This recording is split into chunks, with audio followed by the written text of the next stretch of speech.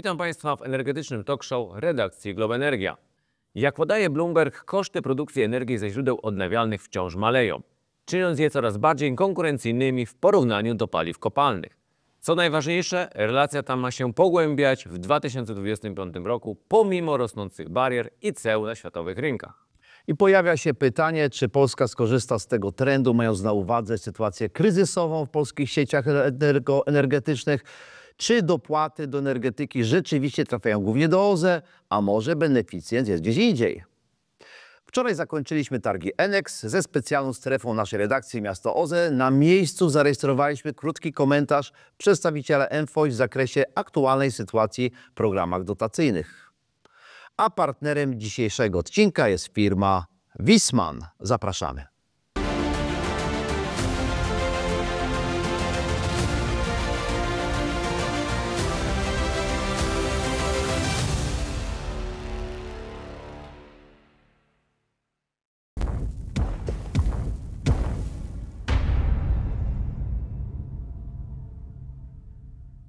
Grzegorz, zanim przejdziemy do pierwszego tematu, ja chciałbym podziękować wszystkim widzom, którzy odwiedzili nas na targach Enex.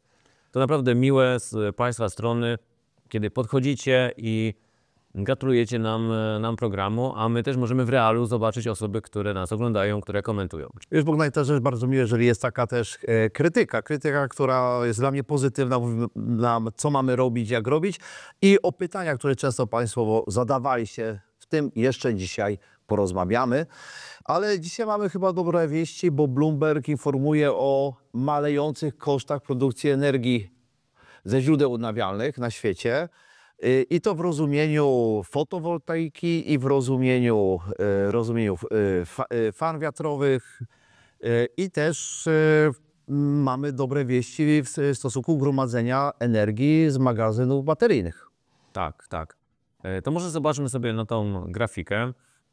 Zacznijmy może od energetyki wiatrowej na lądzie. No to powiem Ci, te kwoty, które tutaj się pokazują, są dla mnie zaskoczeniem. Kwoty, które Bloomberg podaje w dolarach za megawattogodzinę, przeliczyliśmy na złotówki za megawattogodzinę, tak żeby od razu mieć to porównanie do polskich realiów. No i zobaczmy, 2024 na świecie, wiadomo, że to też są różne warunki w różnych krajach, ale popatrz, Grzegorz, 152 zł za megawattogodzinę z wiatru. No. I teraz jak sobie skojarzę, nie wiem, 600-700 zł za megawattogodzinę energii elektrycznej, bo tak może się skojarzyć, to rzeczywiście ceny... Tylko od razu tutaj też zaznaczmy, bo... Gdzie to jest, w którym to miejscu jesteśmy? To jest koszt wytworzenia. To nie znaczy, że za tyle sprzedajesz. To jest tak samo, jeżeli masz niski koszt wytworzenia jakiegoś produktu, nie oznacza, że po kosztach wytworzenia go sprzedasz na rynku. To wszystko zależy od tego, jak ten rynek jest konkurencyjny i jaka tam się gdzieś pojawia marża, ale to pokazuje ten dół, do którego dany producent energii jest w stanie zejść. No i 2025 Bloomberg tutaj szacuje, że ta cena może spaść do 148, czyli trochę poniżej 150 zł za megawattogodzinę, a za 10 lat szacuje, że to będzie już tylko 112 zł za megawattogodzinę. I to jest spadek, który robi wrażenie, bo między rokiem 2024-2025 mieliśmy 4% spadku. Jest nisko, ten spadek nie jest taki gwałtowny, ale ta perspektywa na rok 2035 to już jest duży procent. Tak. Czyli 4% spadku 2024-2025, no i faktycznie, jak zauważyłeś, dużo większy spadek w 2035. I od razu zobaczmy na energetykę wiatrową na morzu, bo to też według mnie nie odbija się tak szeroko w przestrzeni publicznej, a powinno, że jednak budowa farmy wiatrowej na morzu jest sporo droższa. Ta technologia jest droższa w stosunku do lądu. No i ta technologia ma wąskie kanały wykonawcze, prawda? Tam są wąskie gardła, prawda? To są same wąskie gardła, bo ty mówisz o wąskich gardłach wykonawczych, ale nawet liczba podmiotów, które są w stanie zainwestować w tego typu technologie, bo to są bardzo kosztogenne projekty, nawet popatrzmy te nasze projekty, tylko duże spółki energetyczne czy duże spółki wsparciem zagranicznego finansowania jest w stanie taki projekt uciągnąć. Ale technologicznie jest to drogie i tutaj 2024 rok, zobaczmy, 349 zł za megawattogodzinę. Co prawda 2025 dość spory spadek, minus 9%, 317 zł za megawattogodzinę i rok 2035 268 zł za megawattogodzinę. No, ta kwota już 268 zł jest atrakcyjna, ale zobacz, Grzegorz, no, ponad 2,5 raza drożej niż w przypadku energetyki wiatrowej na lądzie. Tak, ale pozwolisz, że bym stwierdził, że nie możemy tak dokładnie porównywać obu tych kwot, bo dla mnie ta dużo wyższa kwota w przypadku energetyki morskiej ma jednak na uwadze, że dwie rzeczy. Po pierwsze wspomniałeś o tym, że mamy duże bariery i finansowe, i wykonawcze w zakresie instalacji morskich, ale z drugiej strony mogę się spodziewać jako źródło wytwórcze bardziej stabilne, które może dać mi jednak więcej energii obliczalnej, więc za to, jeżeli byłoby mnie stać na inwestycje, jako państwo bym zapłacił. Ale płacisz razy 2,5, a do tego jeszcze musisz wziąć polski faktor, taki wskaźnik korekcyjny zwiększenia kosztów, bo u nas, wiesz, jak to bywa, za takie przedsięwzięcia często biorą się czempiony i przypomnę Państwu i przypomnę Tobie, Grzegorzu, że przecież w naszym systemie aukcyjnym, który będzie takim systemem wsparcia dla energetyki wiatrowej, no tam się ostatnio pojawia kwota ponad 500 zł za megawattogodzinę jako ten górny cap. Więc jest to dużo powyżej średniej, którą wyliczył Bloomberg. No, czyli albo tak drogo w Polsce budujemy, albo mamy takie słabe warunki wieczności na Bałtyku. No z tym drugim nie do końca się zgadzam, bo Bałtyk może to nie jest Morze Północne, ale to jest także rejon, w którym te warunki wieczne są potężne. Są całkiem dobre. Tak, ale jednak mimo wszystko rzeczywiście nie wygląda to najlepiej, jeżeli się państwowe czempiony za to biorą, bo jednak biznes prywatny... Proszę państwowe, ogólnie czempiony, nazwijmy je czempionami. Dobrze. Mogą być też prywatne czempiony. Dobrze, ale mimo wszystko jednak energetyka morska da ci tą bardziej stabilną energię i nie powiesz, że masz flautę, bo jednak wyobrażam sobie, że na morzu to masz jednak stabilniejszy. Ale jak jest flauta, to jest generalnie flauta na morzu. Też oczywiście rzadziej, ale też się zdarza. Choć tutaj ja uważam, że w tym kontekście, chociażby tych liczb i w kontekście systemu aukcyjnego, który pokazuje, że ten koszt prądu z morskiej energetyki wiatrowej będzie droższy, to dla mnie jest to informacja, że ta energetyka morska, wiatrowa powinna być uzupełnieniem, a jednak powinna zostać odblokowana energetyka na lądzie, bo ona po pierwsze będzie bardziej rozproszona. Tu jest miejsce na mniejsze projekty, może nie na małe projekty, ale na mniejsze projekty. Mniejsze podmioty się mogą zająć i mamy podmioty, które mają w tym już doświadczenia. Tak, a mniejsze projekty to jest też często więcej local content, bo i w zakresie może nie dostarczenia urządzeń, ale w zakresie tych głównych urządzeń, tak, mocowania wież, fundamentów, transformatorowych, przyłączy. No tutaj pewnie będą na lądzie bardziej pracować polskie firmy, mniejsze firmy. Na morzu tam wszystko wymaga dość dużego high-techu i to jest kilkanaście podmiotów europejskich, które są w stanie to obecnie w Polsce czy na polskim morzu wykonywać. Ale to mnie jedno, Grzegorz, też zastanawia, bo jak tak patrzę, jak wygląda taki proces inwestycyjny budowy farmy wiatrowej, to trochę mnie zastanawia, skąd ma być ten spadek za 10 lat. I to jest pytanie, czy tu jest jakiś można sobie powiedzieć, przełom technologiczny, że te turbiny będą budowane taniej, no bo jeżeli chodzi o koszty przyłączy, te koszty takie powiedzmy prac ziemnych, to raczej one będą rosły niż będą spadać. Więc żeby taniej wyprodukować tą energię, no to musisz mieć tańszą elektrownię, więc pytanie, skąd się to weźmie i czy za chwilę nie będziemy mieć takiej sytuacji, że te niższe ceny w energetyce wiatrowej, czy to morskiej, czy lądowej, będą wynikać z tego, że europejskie produkty droższe będą zastępowane tańszymi turbinami, na przykład chińskimi. Czy wiesz, warto się zastanowić, bo z jednej strony oczywiście, tak jak w przypadku energetyki morskiej wspomniałeś, że jednak tu jest super wąskie gardło, te firmy specjalizowane nie są w wielkiej ilości, ale tak jak patrzyłem się na plany na przykład budowni elektrowni atomowych na świecie, ten duży integrator, ta wielka spółka, która buduje taką elektrownię, jednak w jaki sposób edukuje siatkę podwykonawców i być może, zgaduję, może jednak ta część doświadczeń budowanych lokalnie, masz rację, local content będzie mniejszy na morzu, jednak buduje pewne zasoby i być może nie tylko ze względu na zmiany technologiczne, i podejrzewam, że one w tym raporcie są uszyte, ale też na jednak budowaniu doświadczenia szybciej przebiega. Może to nie jest dobry przykład, ale zwróć uwagę, jak po kilkunastu latach buntujemy się z Wielkiej Stoickiej na targach Enex, jak szybciej teraz to składamy, rozkładamy. Ale mam wątpliwości, czy taniej.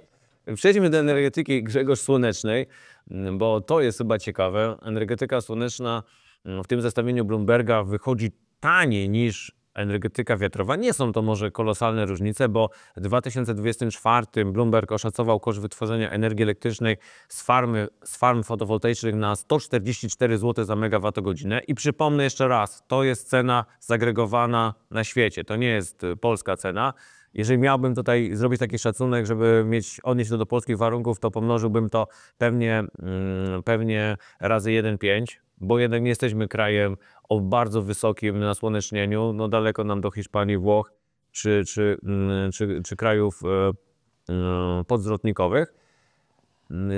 Rok 2025 140 zł. Niewielka zmiana, żadna. 2%, ale 2035 to jest dla mnie zaskoczeniem, 100 zł za megawattogodzinę. No i tutaj Bogdan, nawet nie musimy mówić o przełomie technologicznym, który by to uzasadniał. Popatrzcie historycznie, co się dzieje na rynku na przykład modułu, czyli na rynku sprzętu. No myślę, że jak producenci modułów zobaczyli te prognozy Bloomberga, to raczej zadowoleni nie są, no bo to ewidentnie musi być tańszy sprzęt,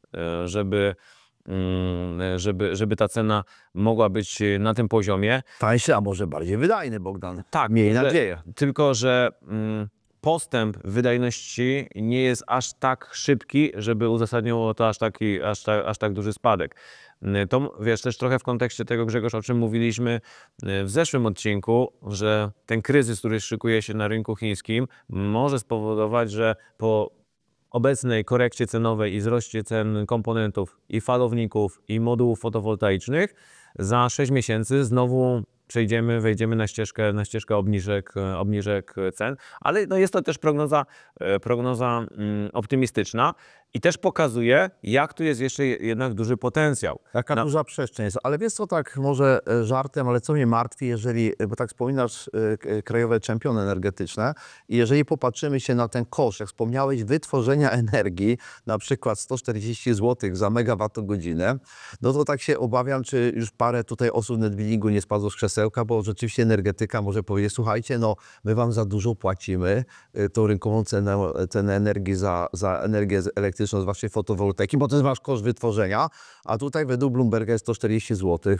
Także... Ale no widzisz, albo to nie jest właśnie do końca trafione, bo jeżeli tutaj byłby ten podział na wielkość instalacji i mielibyśmy ten sektor residential, czyli domów jednorodzinnych, ta cena byłaby razy 2, a ten koszt pewnie wytworzenia.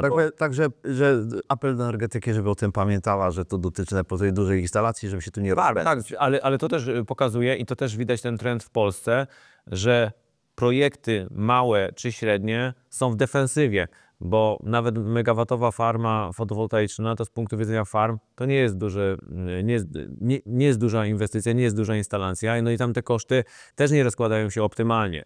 Dlatego też zaczęły w Polsce powstawać projekty kilkudziesięciu, a nawet kilkuset megawattowe, bo tam faktycznie można poczynić pewne oszczędności, chociażby na falownikach centralnych, zintegrowanych ze stacjami transformatorowymi. No koszt zakontraktowania materiałów, produktów, sprzętu pod wykonawcą jest dużo niższy, ale Bogdan wcale mnie to tak nie cieszy, bo jednak na mnie działa wyobraźnię kilkudziesięciomegawatowe farmy. Nie zawsze mam pozytywne skojarzenia, jednak jestem zwolennikiem rozproszonych źródeł.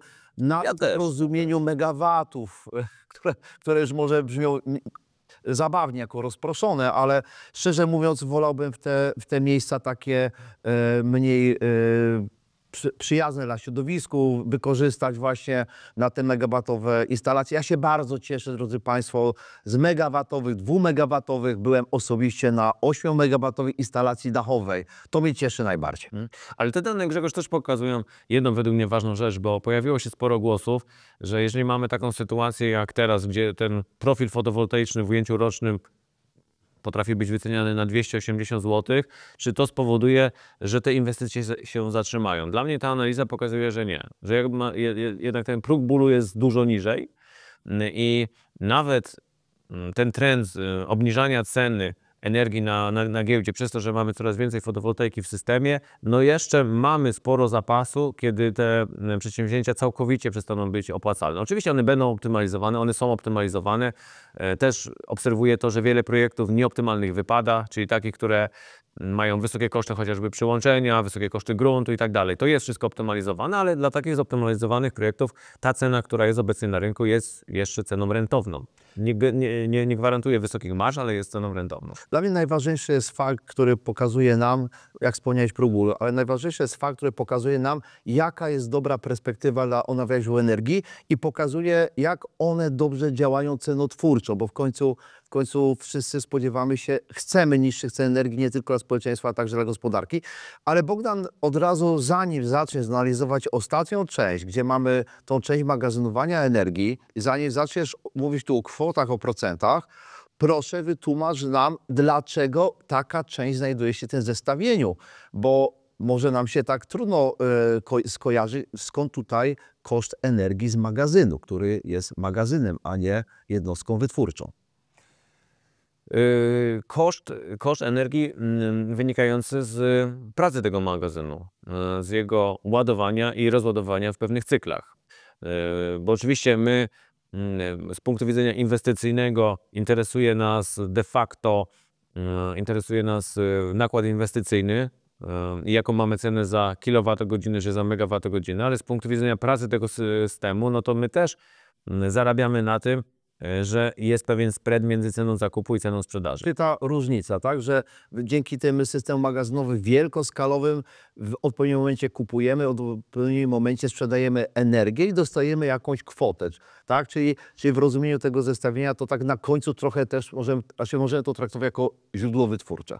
Tak, jako źródło, Które zasila się innymi źródłami wytwórczymi, oczywiście, tylko w innym czasie. A jeżeli miałbym to już tak sprowadzić, no to generalnie chodzi o spread, o różnicę między ceną, tak jak w kantorze, różnicę między ceną zakupu i ceną sprzedaży. No i bardzo dobrze i właśnie temu, drodzy Państwo, służy nasz kanał Globenergia. I tak się właśnie z tym dobrze czuję, bo takie Państwa zdanie słyszałem właśnie podczas targów Endex Miasto OZE, właśnie, że powinniśmy, Bogdan, pewne rzeczy upraszczać. Tam, gdzie się da. Ale wracając do magazynów energii, no to tutaj też między rokiem 2024 a 2025 już nie ma takiej spektakularnej różnicy, choć 11% różnicy to jest w mojej ocenie ciągle całkiem dużo w jeden rok, ale taki spektakularny przeskok mamy właśnie na przestrzeni dekady między 2025 rokiem a 2035, no to jest spadek już naprawdę blisko o połowę. Jeżeli chodzi o koszt tak naprawdę zmagazynowania tej energii, czyli z 2025 roku, gdzie jest to wyceniane na 373 zł za megawattogodzinę do 212 zł za megawattogodzinę. No, rzeczywiście jest różnica spora. I tutaj jeszcze jednej rzeczy nie ruszyliśmy w dzisiejszej rozmowie, bo powiedzieliśmy o czym? Powiedzieliśmy o perspektywach i trendach związanych z cenotwórstwem materiałów, sprzętów, technologii. Powiedzieliśmy o zmianach w sprawności tej technologii. Powiedzieliśmy o zmianach w cenach wykonawczych, ale nie odnieśliśmy się jeszcze za bardzo do pewnego ryzyka, które podejrzewam, że uwzględniono w tym raporcie. Ryzyka wprowadzania barier na światowych rynkach, bo w końcu też zwróć uwagę na to, co się dzieje obecnie. No, niedługo kontynent północnoamerykański, europejski będzie obkładał się i azjatycki barierami i cłami.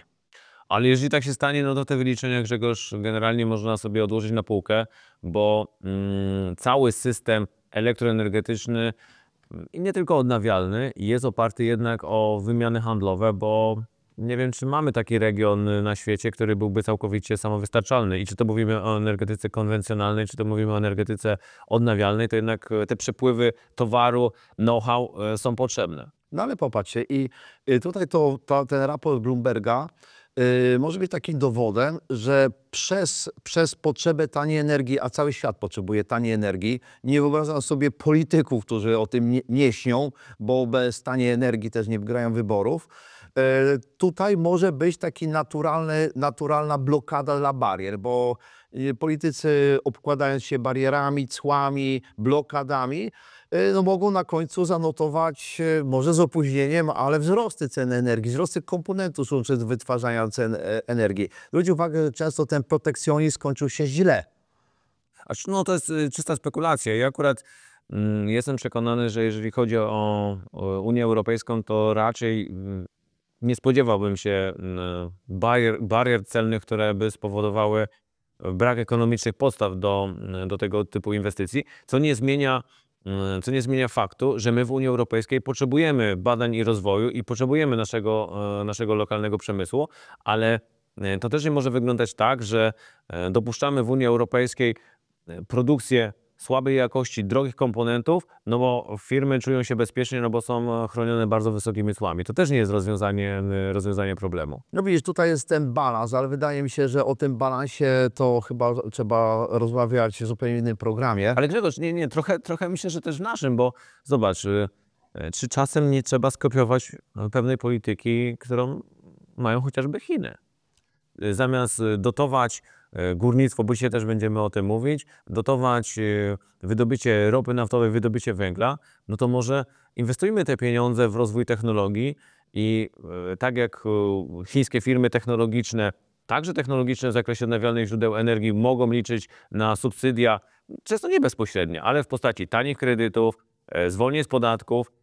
Wprowadźmy taki mechanizm w Europie, że jeżeli jest firma europejska technologiczna i chce chociażby wchodzić w sektor produkcji ogniw czy produkcji magazynów energii, to też może liczyć na takie wsparcie, szczególnie w zakresie R&D. No właśnie, bo tak wielu osobom wydaje się, że subsydia chińskie na chińskim rynku polegają na tym, że rząd dopłaca im do każdego wyprodukowanego produktu. Ale zwróć uwagę na to, co rozmawialiśmy kuluarowo podczas targów Enex.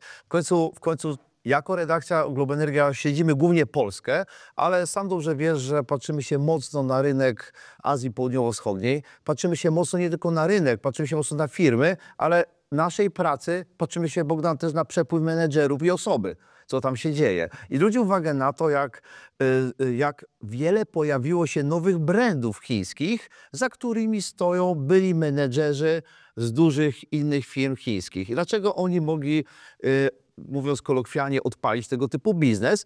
Bo są dotacje, subsydia z rządu chińskiego dla zakładania nowych spółek technologicznych.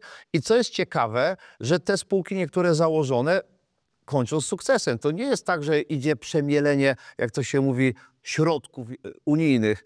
Niestety bardzo mnie to martwi, jak widzę różne parki technologiczne, które kończą w Polsce na miejscach pod wynajem biur, a nie widzę tam, wiesz, nowych patentów.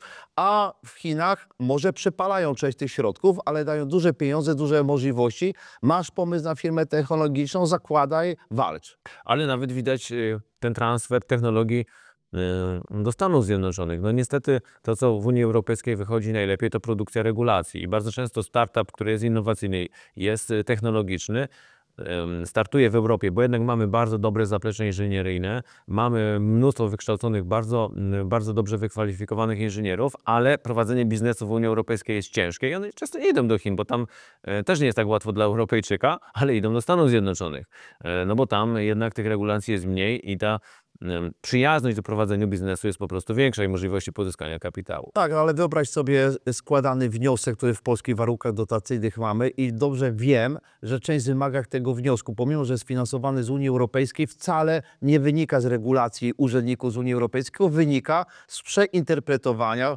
wynika z zabezpieczenia osób, nie użyję słowa, którego używamy potocznie, które przygotowują tego typu programy. Jeżeli ktoś się z Państwa starał o programy dotacyjne na rozwój produkcji, dobrze wiecie, co się dzieje, jak dostaniecie komponent kwotowy na jakieś maszyny. Okazuje się, że za te pieniądze możecie kupić lepsze maszyny, ale nie możecie tego zrobić, bo technologia poszła do przodu, bo zapisane były gorsze. Tak. I musicie szukać na rynku gorszych maszyn. Ale w każdym razie, wracając do tego tematu, wracając do tego trendu spadku cen odnawialnych źródeł energii, ogólnie jest to bardzo dobra informacja, bo to jest dobra informacja, która dotyczy nas wszystkich. Dotyczyć może trendu związanego z cenami energii. Pokazuje, że OZE ma swoje miejsce. Dotyczy to również elektryfikacji sektorów, elektryfikacji i elektromobilności, ale też na przykład docelowo wykorzystaniu pomp ciepła. Ale jedna rzecz do zastanowienia, bo mamy trend rynkowy, który pokazuje, że OZE może być tańsze, no ale teraz też mamy miejsce w Polsce i jak patrzyliśmy się ostatnio na jedną z komisji sejmowej podkomisji, to polskie sieci energetyczne alarmują, że jest źle z warunka przyłącza, że mamy gigantyczną ilość przyłączeń do sieci OZE, a system już, jak się sumuje wszystkie źródła, wszystkie przyłącza, wszystkie przyłączone instalacje i podpisane umowy, no to jest to czterokrotność tego, co sieć może przyjąć.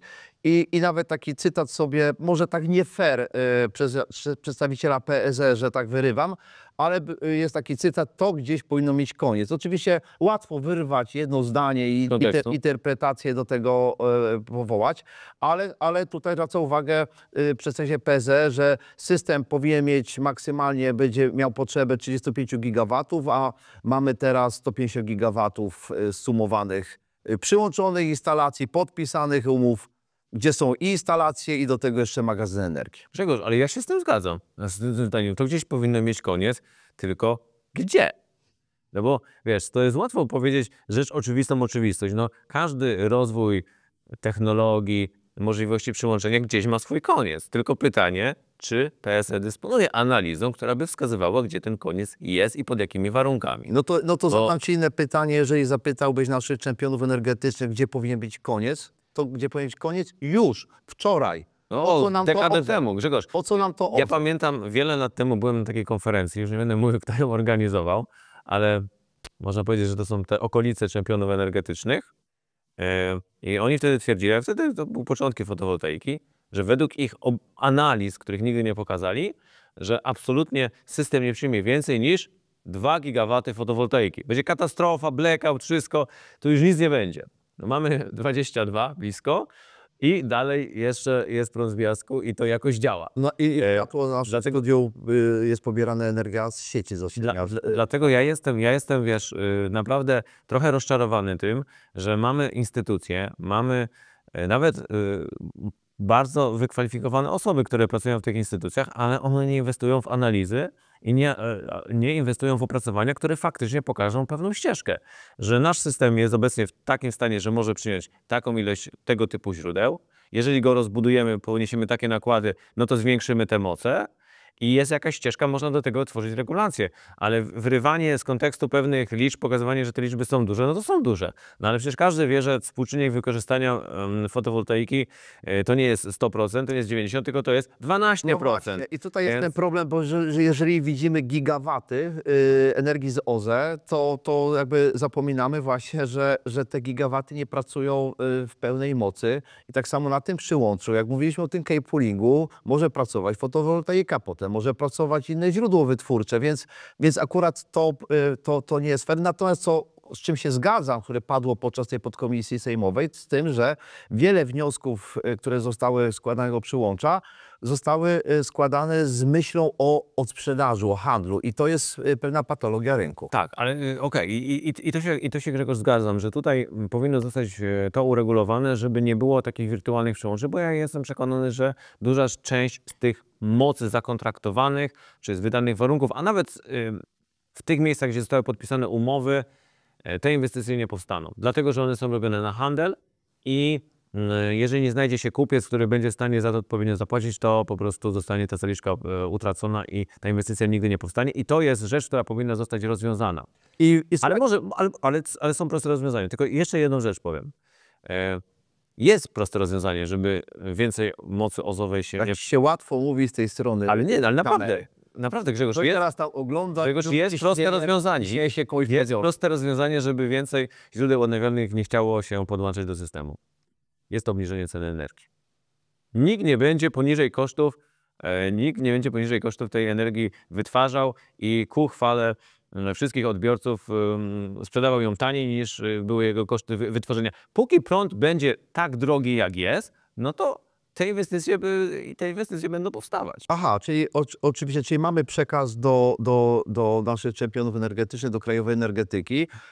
Nie chcecie odnawialnych źródeł energii, obniżcie ceny energii i nie będziecie ich mieli i spokój. Rzeczywiście to jest dobry pomysł. Wiesz, Grzegorz, no, w mojej ocenie takie będzie naturalna reakcja rynku. Jeżeli Państwo uważacie inaczej, podzielcie się w komentarzach. Ale przejdźmy teraz na poważnie do tej drugiej części, o której powiedziałeś. Faktycznie te liczby są według mnie mocno zaburzone, bo jak się popatrzy, ile właśnie jest tych wniosków o wydanie warunków przełączenia, czy wydanych warunków przełączenia na energetykę wiatrową, fotowoltaikę i faktycznie jakby to podsumować, się okazuje, że będziemy mieć kilka razy więcej niż system jest w stanie przyjąć i ile potrzebujemy. Ale pytanie, czy to się zrealizuje? W mojej ocenie właśnie się nie zrealizuje i tu też jest kontrowersyjna teza i postulat.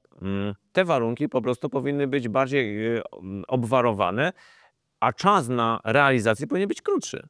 No i słuchaj, no i z tego co widzę zapowiedzi Ministerstwa Klimatu i Środowiska, właśnie są zapowiedzi, żeby to zmienić. O czym słyszeliśmy? Jest kilka pomysłów. Jedno jest pomysł na prowadzenie elastycznych umów przyłączeniowych, czyli podpiszesz umowę na przyłączenie, kiedy nie masz możliwości dostępnej pewnej mocy. W przyszłości ta moc zostanie zwiększona, ale możesz rozpocząć jakieś inwestycje. Są zapowiedzi o wprowadzeniu systemu informatycznego, na której platformie będziesz mógł składać wnioski.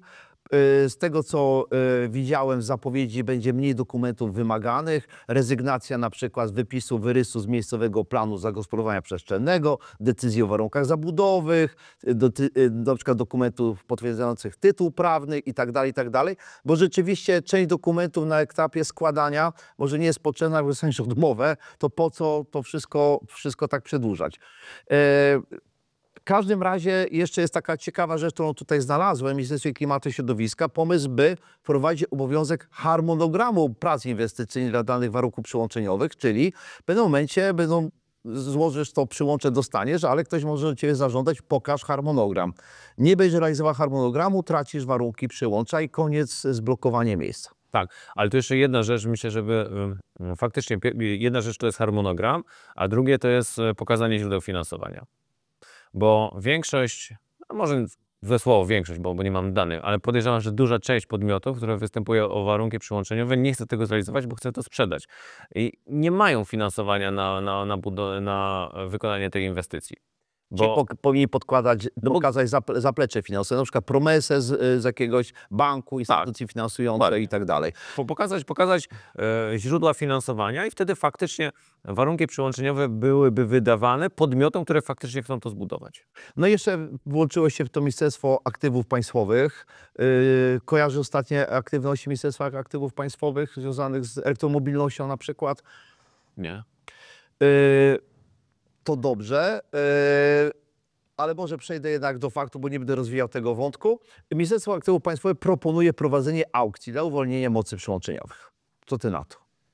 To jest temat kontrowersyjny, ale wiele firm z branży tej takiej deweloperskiej, dużej, też ma takie postulaty, nawet idące dalej, chciałyby ułatwień w zakresie 100% finansowania przyłączeń do publicznej sieci. Więc aukcje nie są złym pomysłem, choć musiałoby być to też w jakiś sposób skapowane, bo nie jest sztuką licytować bardzo wysokie wartości, które później przełożą się na wysokie nakłady inwestycyjne i de facto drogą energię wprowadzoną do sieci. Zaparkujmy ten temat. Kilka osób podczas targów Energ zwiedzających zwróciło uwagę, może nawet sporo osób, Bogdan, że czasami za długo prowadzimy pewne tematy, może powinniśmy je skracać wątki. I też prosimy Państwa o komentarze, jak uważacie, ile odcinki energetycznego talk show powinny trwać, czy powinny się składać z kilku tematów, czy z jednego głównego.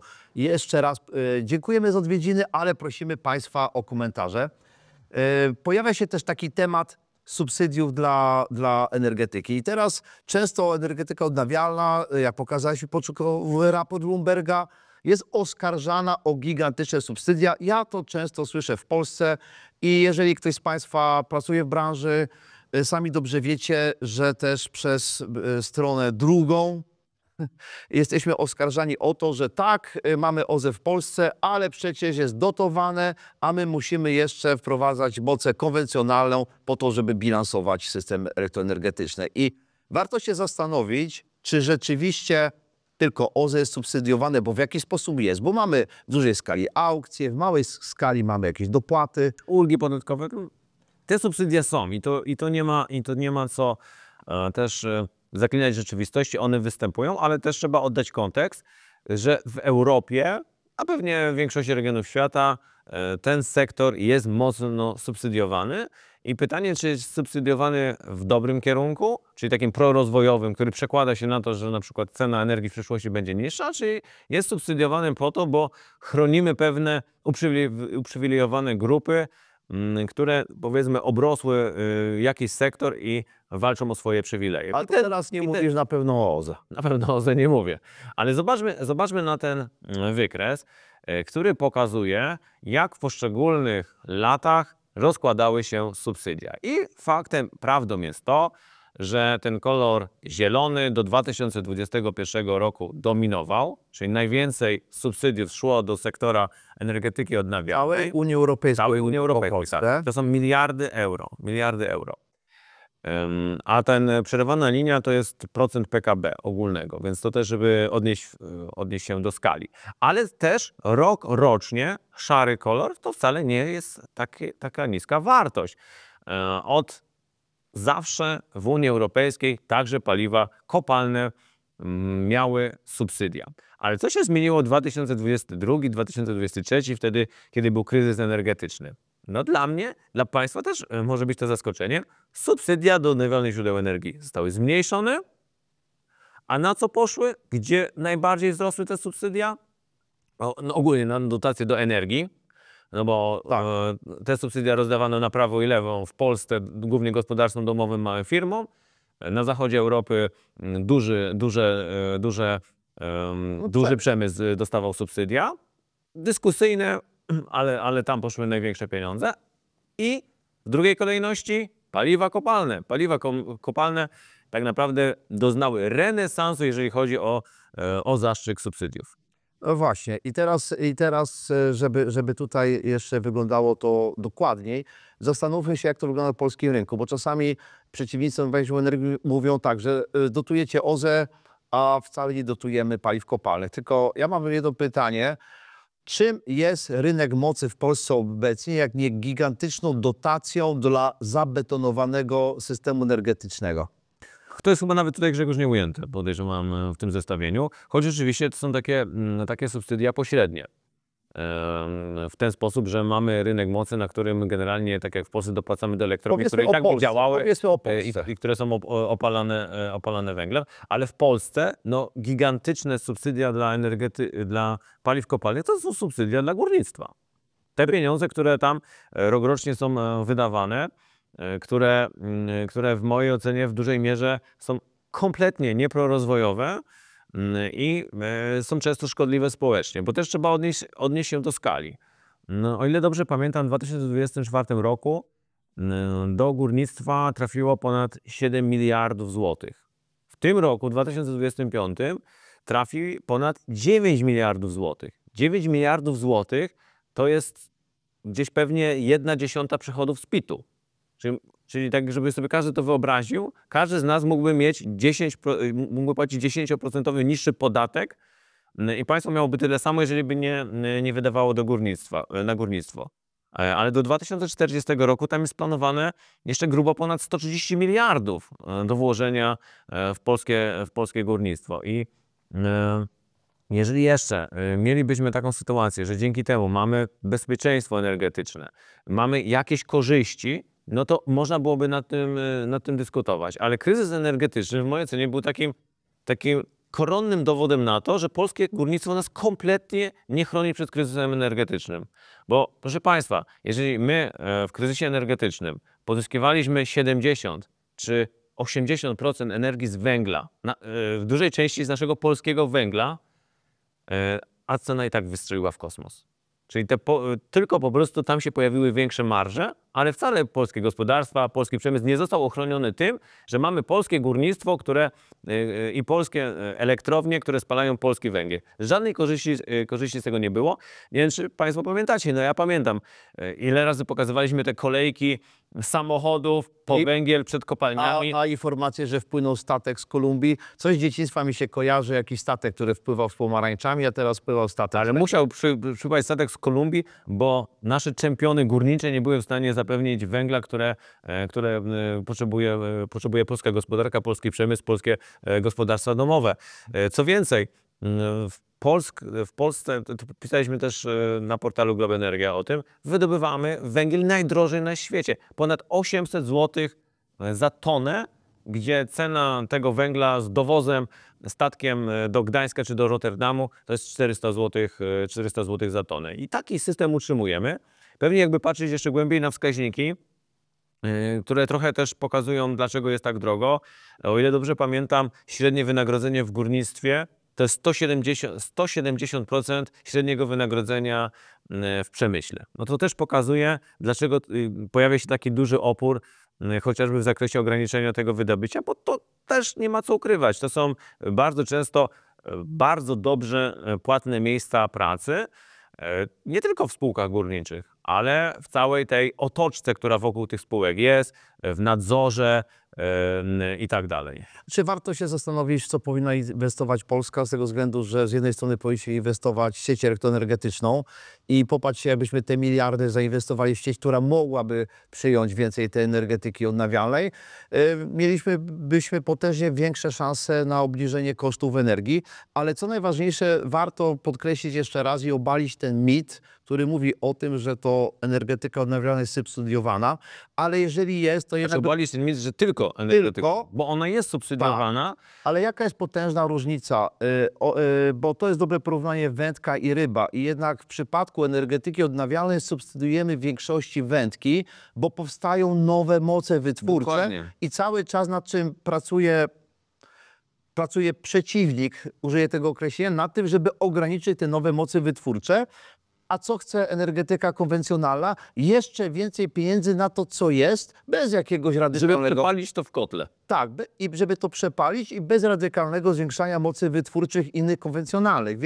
Więc tam chcą kupować, dostać pieniądze na ryby, a energetyka wiatrowa jest jedną wielką wędką, bo zapewnia nam, energetyka odnawialna, nie tylko wiatrowa, zapewnia nam niższe ceny energii. I o tym powinniśmy pamiętać i proponuję to, Bogdan, ten program na tym zakończyć. To może jedno zdanie uzupełnienia, Grzegorz. Dlaczego tak się dzieje? Dlatego, że koszt wytwarzania energii ze źródła odnawialnego jest bliski zeru, jest bardzo niski. Nakłady inwestycyjne są wysokie. Tak. Jeżeli ty subsydiujesz pokrycie części tych nakładów inwestycyjnych, czy to bezpośrednio w postaci dotacji, to się w Polsce skończyło, czy teraz w postaci systemu aukcyjnego, systemu mechanizmu różnicowego, to jednak jest to zawsze skapowane czasem. 10-letnim, 15-letnim, jaki by ten czas nie był, on się kończy. I ta elektrownia nie kończy pracy. Ona dalej będzie pracowała już bez tych subsydiów, z uwagi na to, że ma niskie koszty wytwarzania i jest w stanie tę cenę obniżać, bo inwestycja się zamortyzowała i jest w stanie dalej funkcjonować, znacznie taniej produkować energię. Jeżeli mamy elektrownię konwencjonalną, no tam większość kosztów to jest koszt paliwa. Więc ta cena nigdy nie będzie tak niska jak z amortyzowanego źródła odnawialnego. Dzisiaj rozmawiamy o światowym systemie i polskim systemie elektroenergetycznym, ale i nie rozmawiamy o gospodarstwach domowych, ale ja mimo wszystko lubię porównania i lubię się tak identyfikować z tą sytuacją w gospodarstwach domowych. Na koniec powiem, że właśnie mi się to najbardziej podoba, żeby też tak na tle społecznym, żeby jednak dawać pieniądze, wspierać te wędki, a dla mnie właśnie taką wędką, bo w tym przypadku są te źródła, które wymagają albo nic, albo jak najmniej paliwa. Dlatego cieszę się, że jak najwięcej osób w naszych domach ma własne elektrownie słoneczne, własne ciepłownie w postaci pomp ciepła, gdzie 2/3 albo nawet 3/4 energii mamy z otoczenia i że coraz więcej będzie magazynów energii, bo tutaj możemy zgromadzić tą energię i wyprodukować w jednym momencie, a w drugim momencie z niej skorzystać. I to będziemy obserwować.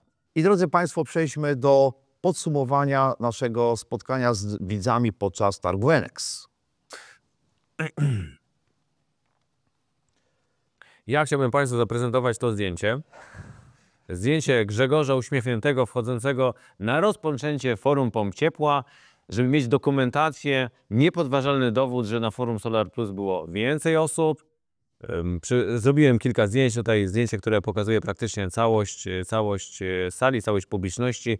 Jednego pana, który na Ciebie czekał, który został zarejestrowany przeze mnie. Dlatego, proszę Państwa, tym razem na forum Solar Plus było kilkadziesiąt razy więcej osób niż na forum Pomp Ciepła.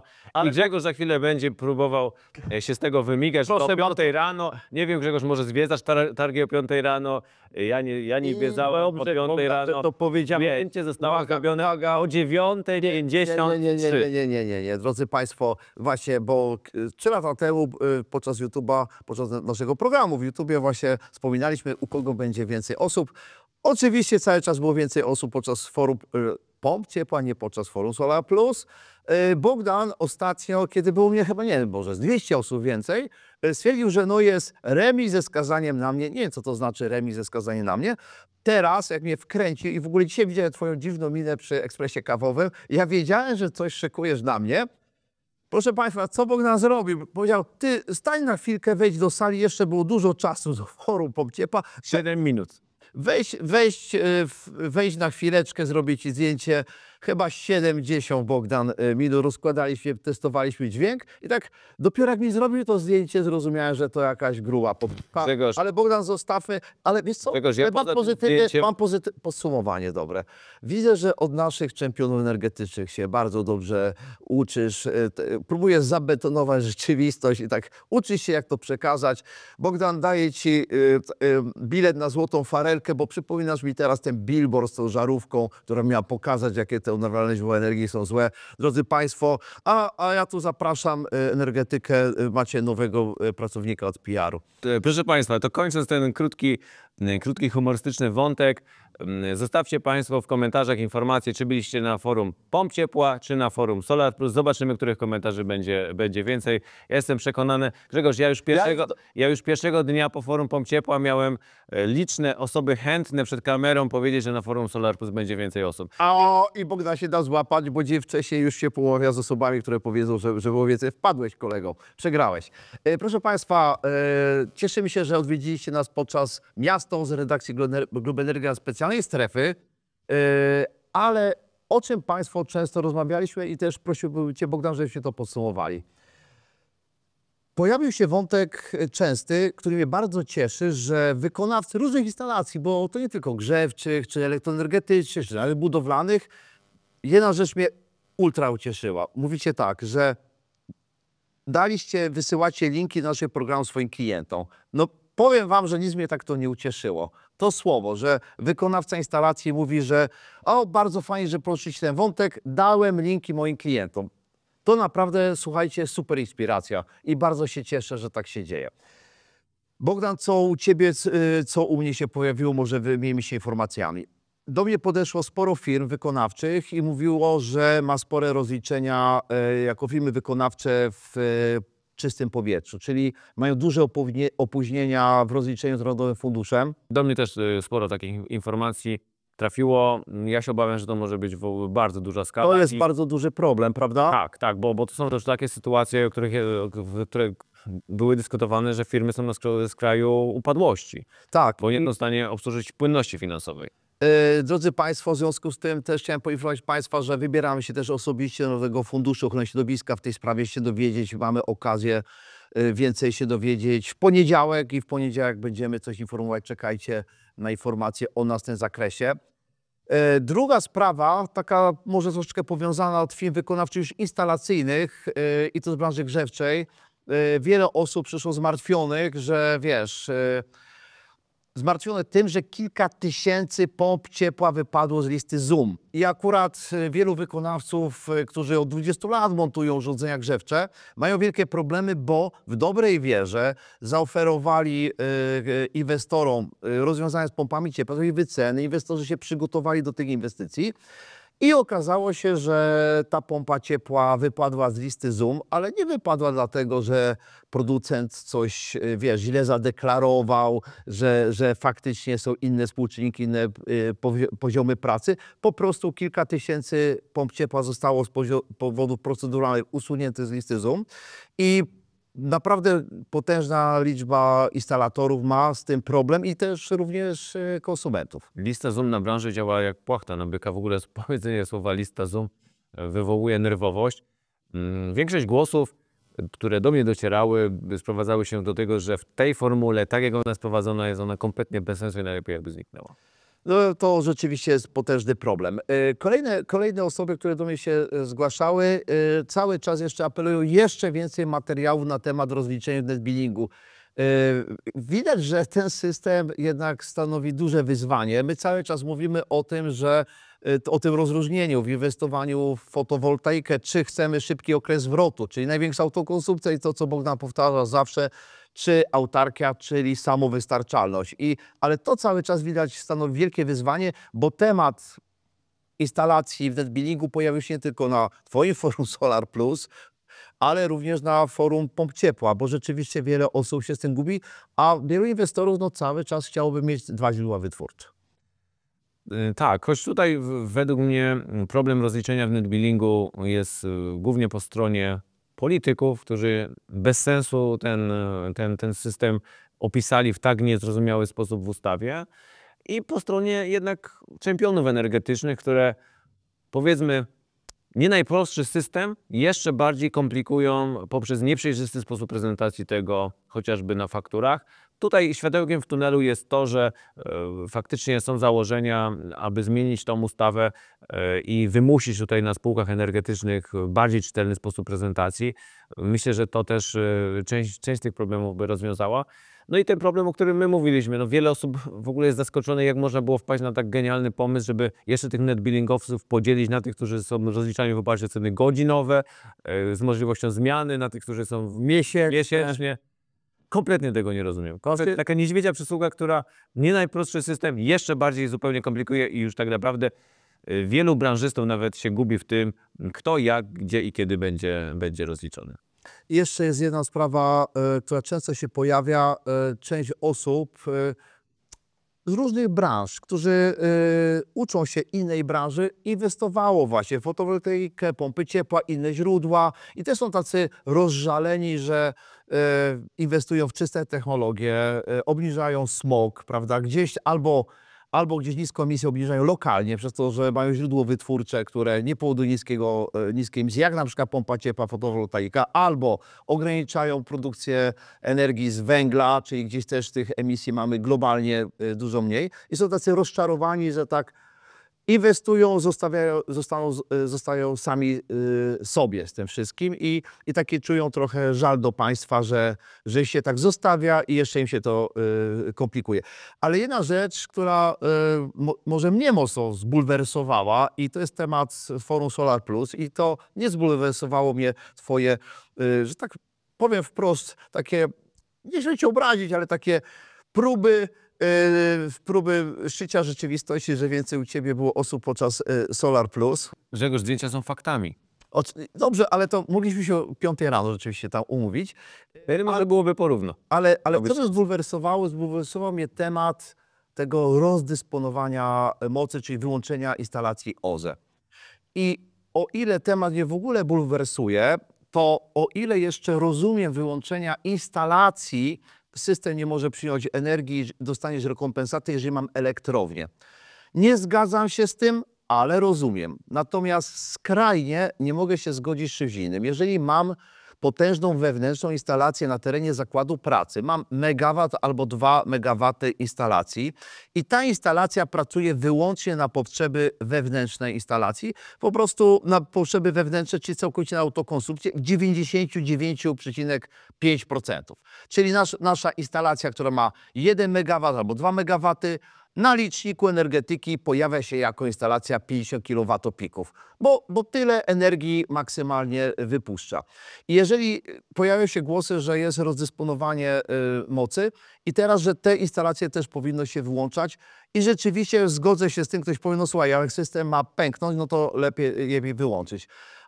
Ale to już budzi mój taki gwałtowny opór z tego względu, że jeżeli naprawdę to jest straszne, ktoś inwestuje 2 miliony złotych, czy tam 3, nie wiem, strzelam za różnego typu instalacje OZE, prawda, megawatowe, no to jest straszne, że biznesowi każe się coś wyłączyć. Jeżeli jeszcze ktoś zrobił, wiesz, Bogdan, elektrownię, to okej, ale jak zrobił instalację na potrzeby autokonsumpcji, jest to straszne.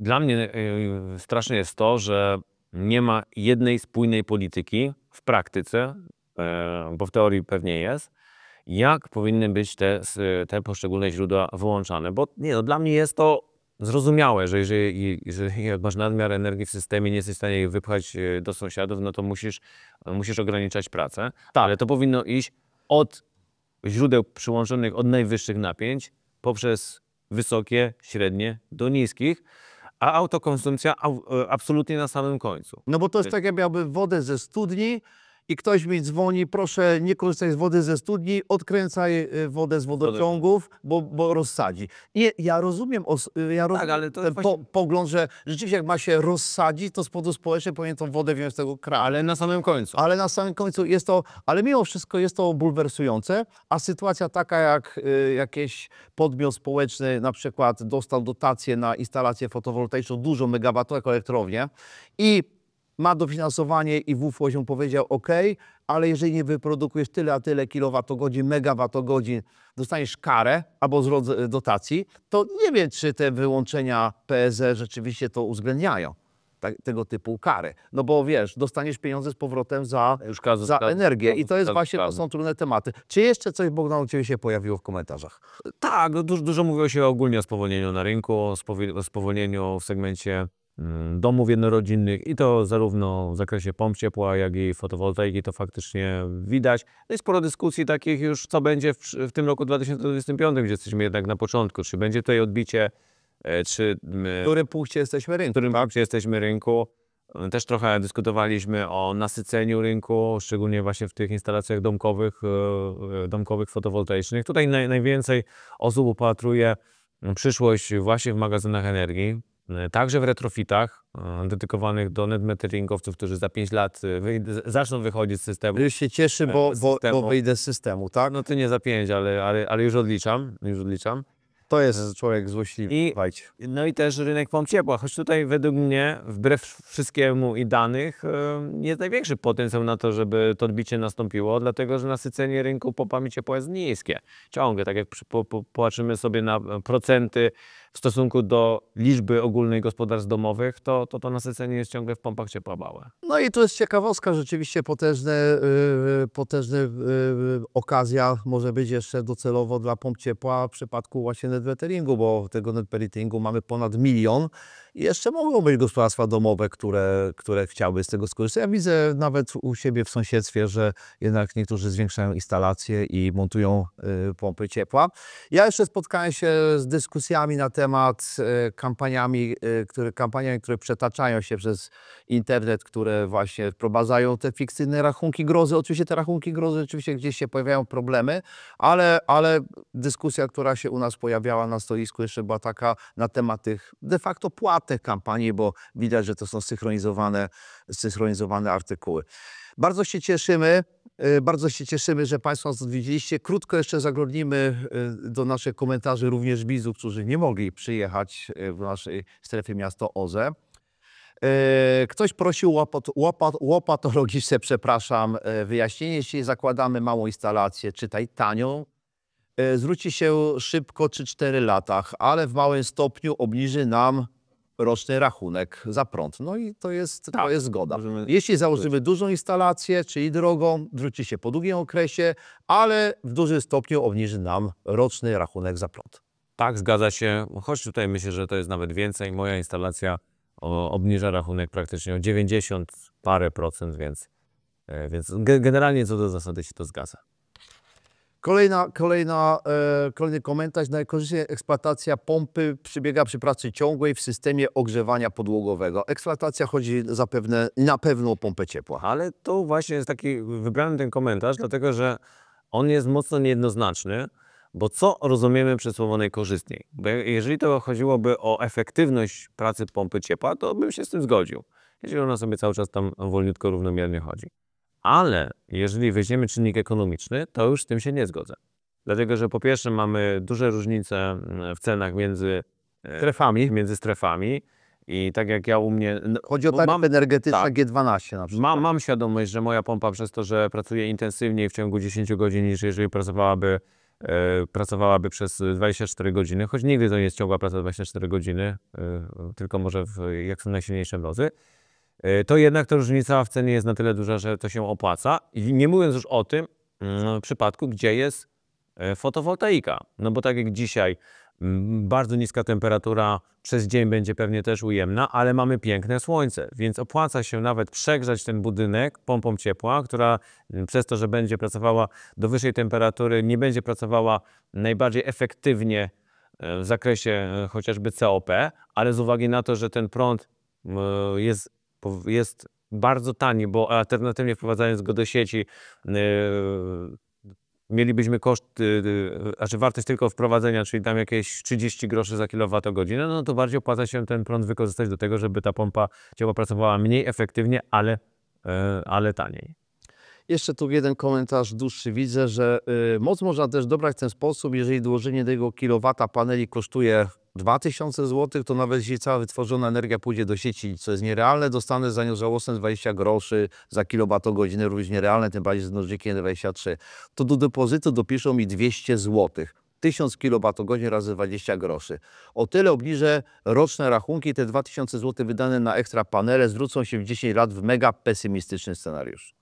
Właśnie pytanie, czy to jest scenariusz mega pesymistyczny, czy nie realny, albo nawet częściowo optymistyczny. No bo jednak takie bardzo duże przewymiarowanie, no też w pewnym momencie dochodzimy do takiej sytuacji, że my zdecydowaną większość tej energii jednak wprowadzamy do sieci i to, co nam się wydaje teraz pesymistycznym scenariuszem, te 20 groszy, za 5 lat w lipcu w południe czy w sierpniu w południe będzie ceną oczekiwaną, bo tam będą pewnie sytuacje, gdzie od godziny 11 do godziny 3 będą cały czas zera w słoneczne dni, wtedy kiedy jest duża część produkcji, więc te 20 groszy może być wcale niepesymistycznym założeniem. Co więcej, te 2000 zł rozbudowy to też jest trochę zbyt optymistyczne założenie, bo ja wiem, że moduły są tanie, ale konstrukcja, ekipa, większy falownik, to bardziej idzie w kierunku 3000 przynajmniej niż 2000 zł. Więc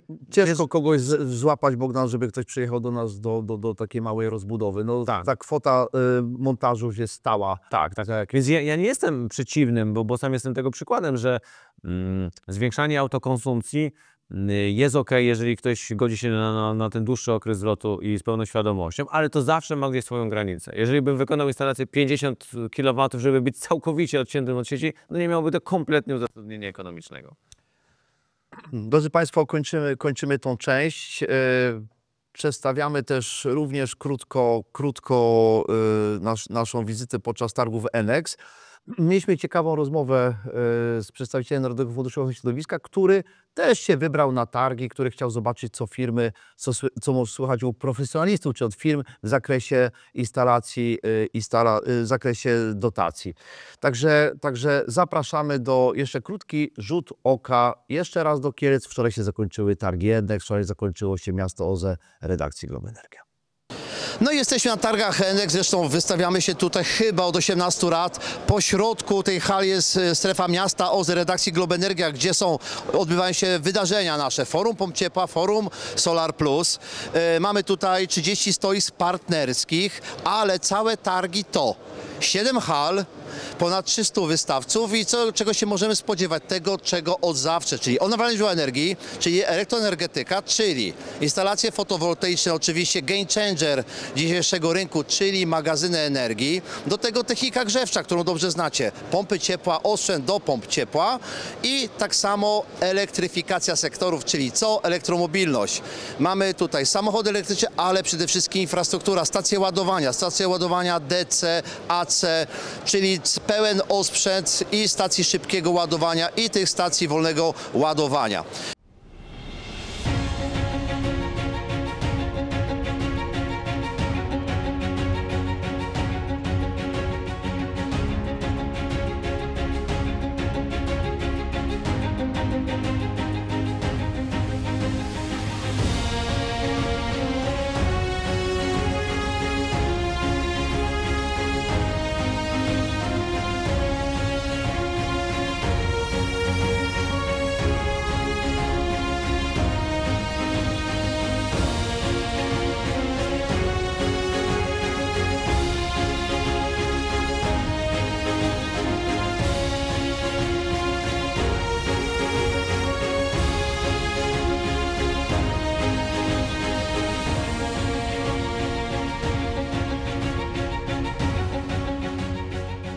Od profesjonalistów w Kielcach można było usłyszeć przede wszystkim, że powinniśmy iść w stronę magazynowania energii, jak najbardziej.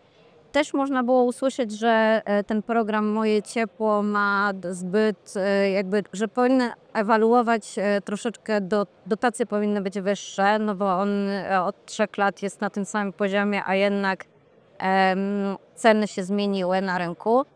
Można było również usłyszeć tutaj, że infrastruktura do ładowania pojazdów elektrycznych jest na razie skąpa i powinniśmy iść w kierunku tego, żeby tę infrastrukturę ładowania pojazdów poprawić, bo oczywiście mamy różnego rodzaju programy wspomagające operatorów sieci, ale być może one są jeszcze niewykorzystywane w taki sposób, jakbyśmy chcieli, żeby to było zauważalne na rynku.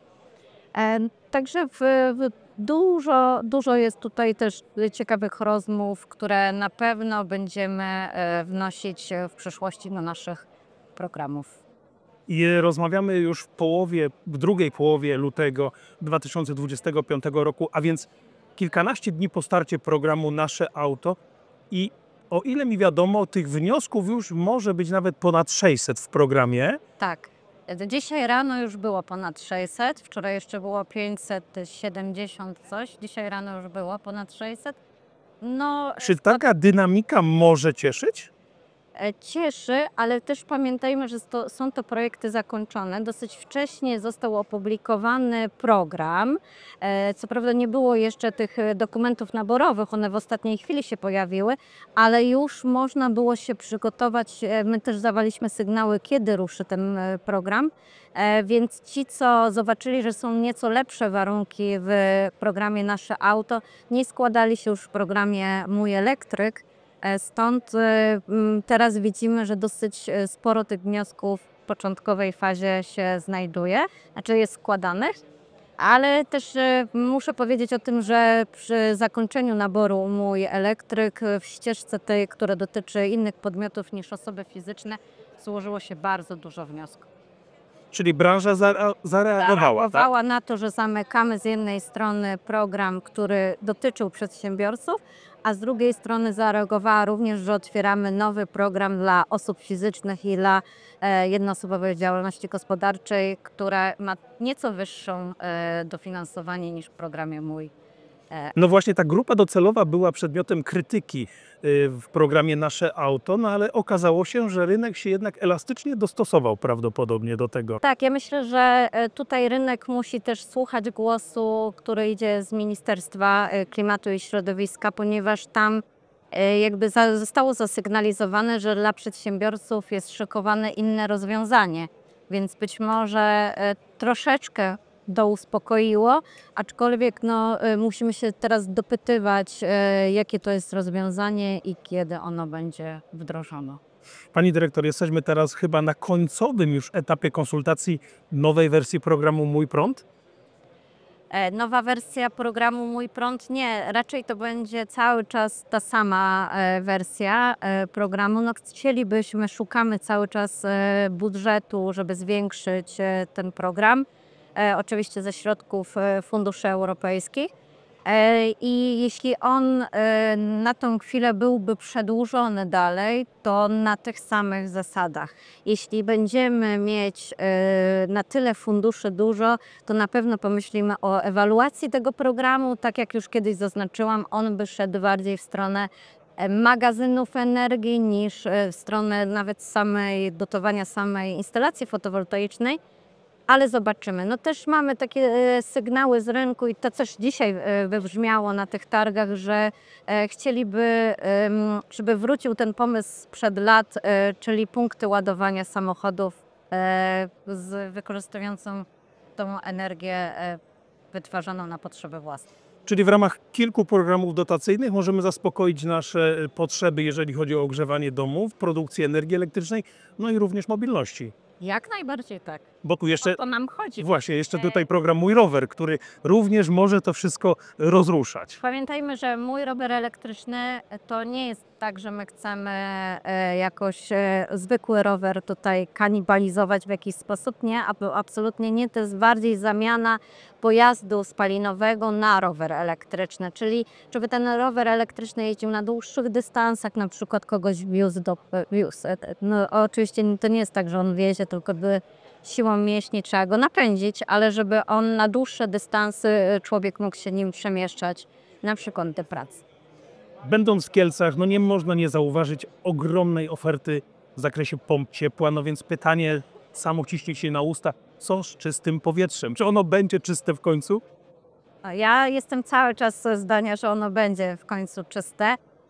No mam nadzieję, że lada dzień ukaże się już ten zweryfikowany program Czyste Powietrze i wówczas będziemy mogli odpowiedzieć. Wkoło tego jest na razie dużo zamieszania, dużo się dzieje, dużo spotkań jest, ale mam nadzieję, że wszystko wyjdzie na prostą i jak najbardziej czy pompy ciepła, czy inne urządzenia, które będą wpisane na listę ZUM, będą gotowane.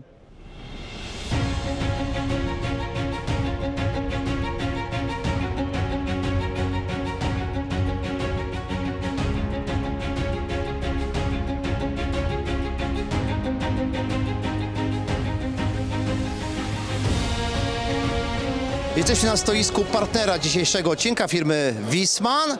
Widzę, że jesteście teraz multibrandem. Witam, Rafał Januszkiewicz, inżynier Roze. Jak najbardziej firma Carrier pierwszy raz z firmą Wiessmann na targach NX oficjalnie wraz z nowym produktem, o którym za chwilkę opowiemy. Słuchaj, to mam prośbę, wybierz 3 najważniejsze produkty, z którymi się wystawiacie. Jasne, zapraszamy. No i oczywiście zaczynamy od pompy ciepła. Co tu mamy? Flagowy produkt. Dostępny w wersji splitowej, jak i monoblokowej. Vitocal 200S Split, Vitocal 250A w wersji monoblokowej. To jest odświeżenie poprzedniego modelu. Następca starszej wersji splitowej, przede wszystkim na nowym czynniku, zgodnym z nowymi regulacjami Unii Europejskiej. Jasne, a słyszałem, że coś nowego w jednostce wewnętrznej. Jak najbardziej. Wbudowany Wi-Fi, 7-calowy ekran dotykowy oraz wbudowany bufor, po to, żeby zawsze odstronić jednostkę zewnętrzną.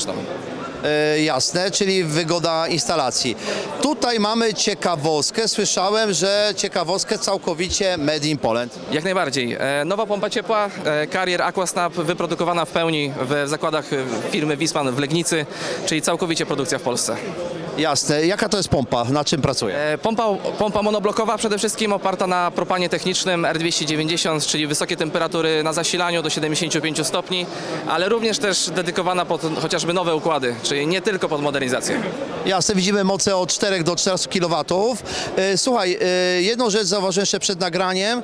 Ja proszę też realizatora, naszego kolegę Marka, co tu mamy, co to jest za rzecz? Jest to zabór pływakowy z racji tego, że dbamy zawsze o bezpieczeństwo użytkowników pomp ciepła na propan. Dobrze wiemy, że czasami w artykułach potrafi on wybuchnąć z jakiejś kuchenki gazowej czy No niewiele tego słyszałem, ale okej. czy kuchenki turystycznej, stąd dbamy o to, żeby w chwili, kiedy doszłoby do rozszczelnienia skraplacza, czyli propan połączył się z wodą, zatrzymać go w ramach jednostki zewnętrznej, żeby nigdy nie przedostał się do budynku, do instalacji. Słuchajcie, tego właśnie nie rozumiem. Ja mam grilla gazowego na 11 kg. Ile tutaj tego czynnika jest? Około kilograma. To jest około kilograma i takie wielkie halo jest pompami ciepła, gdzie jest 1 kg. Ja mam 11 kg mieszanki w butli i w gazie. Ktoś z mojej rodziny gotuje na gazie i w kuchni ma olbrzymie butle, a tu takie wielkie problemy z 1 kg, ale cieszę się, że macie zabezpieczenie. Mówiliśmy o trzeciej rzeczy. I co my tutaj mamy? Odświeżone wersje klimatyzacji, zarówno w wersji single split, jak i multi split. Przede wszystkim czarne matowe jednostki, jak i białe, tak żeby dopasować do nowych pomieszczeń, bardziej wypasionych czy dużo lepiej zrobionych pod każdego klienta końcowego. Okej, ale co nowego? No coś, jakiś konkret. Z nowości, wbudowana aplikacja, lampa UV, po to, żeby dbać o bezpieczeństwo samego parownika, zachować go w jak najlepszym stopniu. Czyli ta lampa co, zabija na bakterie? Bakteriobójcza dokładnie, jak i aplikacja oparta i praca wraca na AI, czyli dopasowuje wilgotność pomieszczeń i uczy się, jak korzystamy z klimatyzacji podczas zarówno chłodzenia, jak i grzania. No właśnie, dobrze wspomniałeś, że podczas grzania ja widzę taką tendencję rynkową, że wielu wybiera klimatyzację nie tylko do chłodzenia, ale jeżeli ma ktoś kocioł gazowy, to w sezonie tym chyba okresie przejściowym często grzeje. Jak najbardziej, stąd też klimatyzacja nosi teraz nazwę pompy ciepła powietrze-powietrze, zarówno żeby grzać w okresach zimowych, przejściowych, ale i chłodzić latem. A jak jeszcze mamy fotowoltaikę, to chłodzenie latem już jest super wygodne. Słuchajcie, życzę udanych targów i do zobaczenia. Do zobaczenia, dzięki bardzo. Drodzy Państwo, na tym kończymy energetyczny talk show redakcji Globenergia, a teraz zapraszam do kilkuminutowej, bez komentarza redakcyjnego impresji filmowej Targi Enex w obiektywie naszego kolegi redakcyjnego Marka.